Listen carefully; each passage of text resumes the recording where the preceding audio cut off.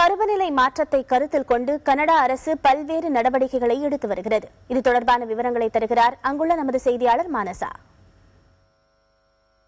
காலநிலை மாற்றம் மிக ஆர்வத்துடன் பேசப்படும் ஒரு தலைப்பாக இருக்கின்றது.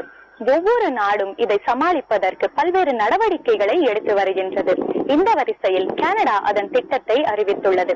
மின்சார கார்களின் உற்பத்தியை அதிகரிக்க இருக்கின்றது. இதை வீட்டிலேயே சார்ஜ் செய்வதற்கு $1000 வரை தள்ளுபடி இருக்கும் என்று அறிவித்திருக்கிறது. 4 வருட காலத்திற்கு இரவில் இலவசமாக இதை சார்ஜ் செய்து கொள்ளலாம் என்றும் அறிவித்திருக்கிறது. கார்பன் எரிபொருளை கட்டுப்படுத்துவதற்கு நேச்சுரல் கேஸ் மற்றும் புரோபேன் போல் இயற்கையான பொருட்களை உபயோகிக்க இருக்கின்றது. கார்பன் உமிழ்வை குறைப்பதற்கு 2025ஆம் ஆண்டுக்குள் 50 மில்லியன் செடிகளை விதைக்க இருக்கின்றது. சைக்கிள் ஓட்டுநர்களுக்கென்று பாதைகளையும் அதிகரிக்க இருக்கின்றது.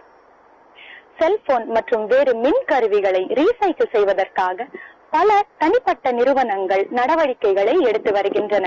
ஜூன் 29ஆம் தேதி அன்று அமெரிக்கா, மெக்சிகோ மற்றும் கனடா சந்திக்க இருக்கும் மாநாட்டில் சுத்தமான எரிபொருள் மற்றும் காலநிலை மாற்றம் முக்கியமான தலைப்புகளாக கருதப்படுகின்றன.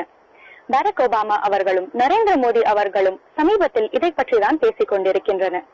இதுபோல் திட்டங்களினால் காலநிலை மாற்றத்தை நம்மால் சமாளிக்க முடியும் என்று நம்பப்படுகிறது.